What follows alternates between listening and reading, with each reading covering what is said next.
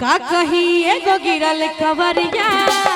एना नहीं ताली बजा के मोरा कावर में कावर सटाई दियो मोरा कावर में कावर सटाई दियो मोरा कावर में कावर सटाई दियो रे देव घर नगरिया के धैनी डगरिया प्रेम से बोल बोल देव घर नगरिया के धैनी डगरिया पीछे में जीत हुकाई दियो रे देव से कहियो बाबा बैद्यनाथ के का कहीं एगो गिरल कवरिया का कहीं एगो गिरल कवरिया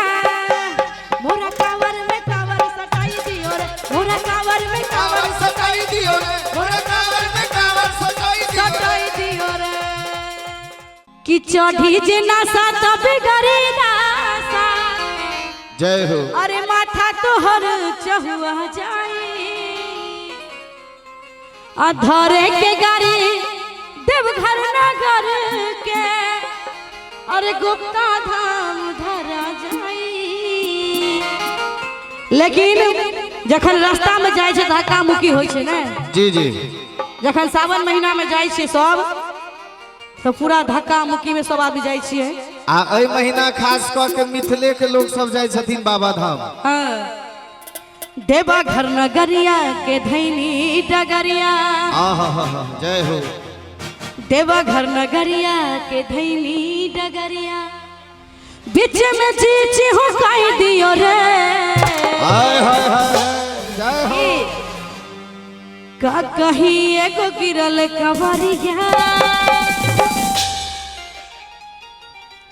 का कहीं एगो गिरल कवरिया कने ताली बजा के सब गोटे कने हो सब का कहीं एगो गिरल कवरिया एना नहीं ताली बजा के मोरा कावर में कावर सटाई दियो मोरा कावर में कावर सटाई दियो मोरा कावर में कावर सटाई दियो रे देव घर नगरिया के धैनी डगरिया प्रेम से बोल बोल देव घर नगरिया के धैनी डगरिया पीछे में जीत हुकाई दियो रे देव से कहियो बाबा बैद्यनाथ के का कहीं एगो गिरल कवरिया का कहीं एगो गिरल कवरिया मोरा कावर में कावर सटाई दियो रे मोरा कावर में कावर सटाई दियो रे मोरा कावर में कावर सटाई दियो रे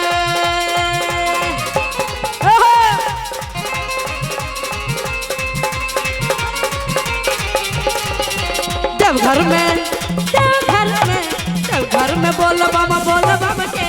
नारा लगाई के देवघर में बोल बम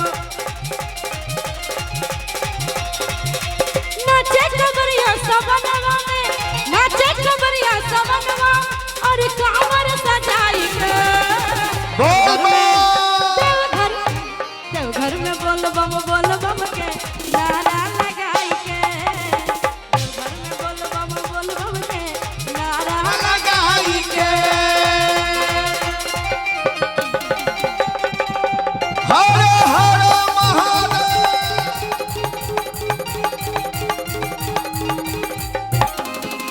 बाह भोले बाबा तोर गजब कहानी सावन में हिलतिया टूटही पलानी बाह भोले बाबा तोर गजब कहानी सावन में हिलतिया टूटही पलानी ई जमाना बदवाना तू न पूछा कैसे ई जमाना बदवाना तू न पूछा कैसे एक मिनट ए अपने एक बार नीचा चलियो तभी सब थपड़ी बजेती हमहू चले छी साथ में सब है एक बार हाथ उठाबियो तो सब आदमी बउआ सब हाथ उठाओ तो एक बार हाथ उठा के सब गोटे हमरा जोगिया के ताली लगा के जय हो